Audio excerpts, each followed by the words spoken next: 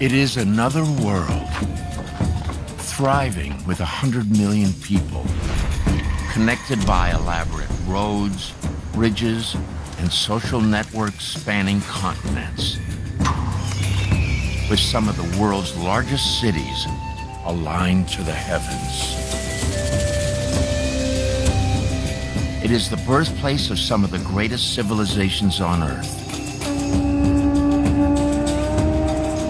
This is the Americas, more than 500 years ago. Native Americans create America's first democracy that later inspires the United States Constitution. Shape Mississippi swampland into the largest pyramids on the planet. Carve Andean mountain slopes into fields that feed millions. They domesticate plants that provide 60% of the food consumed in the world today. Native Americans invent a way of life intimately connected to earth, sky, water, and all living things. Being in the Grand Canyon, to me, is like a womb. What this art represents is very sophisticated thinking. These ancient people were keen observers of everything. At the intersection of modern scholarship and native knowledge is a new vision of America and the people who built it. This is Native America.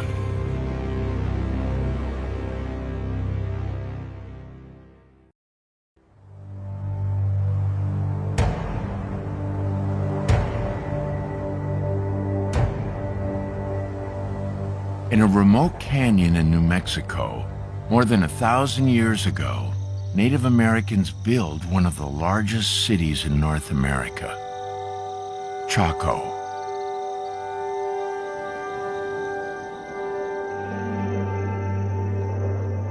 Today, all that remains are crumbling stone structures, long abandoned and largely forgotten.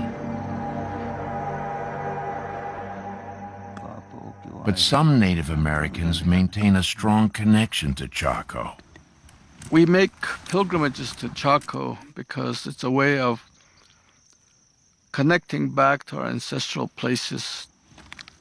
Lee Kuanasiyama is a Hopi keeper of knowledge. The Hopi are one of the Pueblo communities, the most ancient peoples living in the Southwest.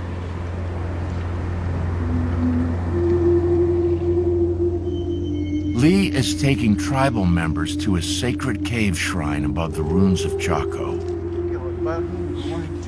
It's a once-in-a-lifetime pilgrimage for many of these elders.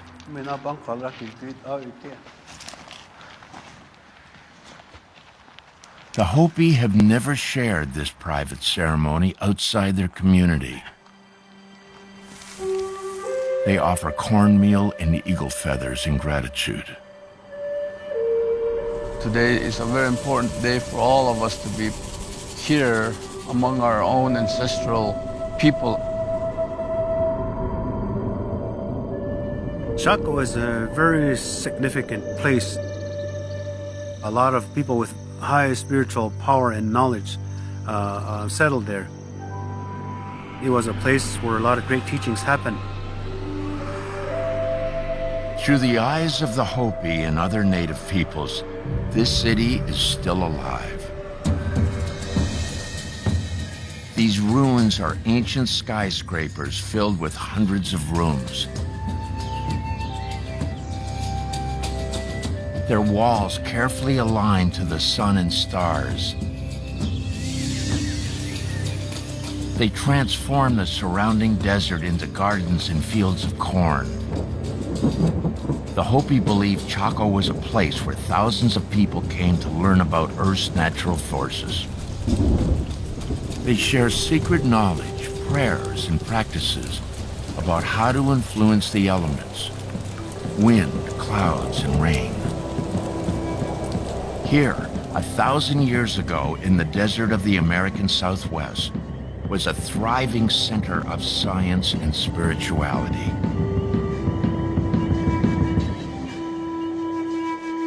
Chaco was a place where clans came together to share their knowledge, to share the wisdom of being caretakers of the earth.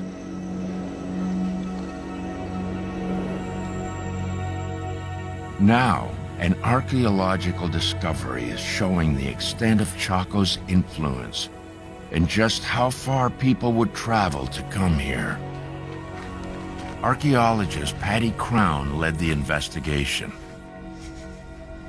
This is room 28, a small room, but one that has been critical in our understanding of Chaco.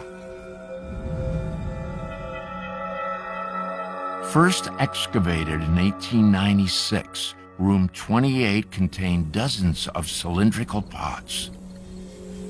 They really seemed to be drinking vessels. I just wasn't sure what they might have been drinking in them. Patty took a closer look using forensic technology, and what she found was a complete surprise. Chocolate. Chocolate comes from the cacao bean, and cacao only grows on trees in the tropics of Central America, more than 500 miles away. Here, chocolate was considered food for the gods, used in ceremonies where it was poured between vessels, shaped like those found in Chaco. The cylinder jars are actually created in sets, and so one might be placed on the ground and the other used to pour from a height, creating this cascading waterfall of chocolate with bubbles at the bottom.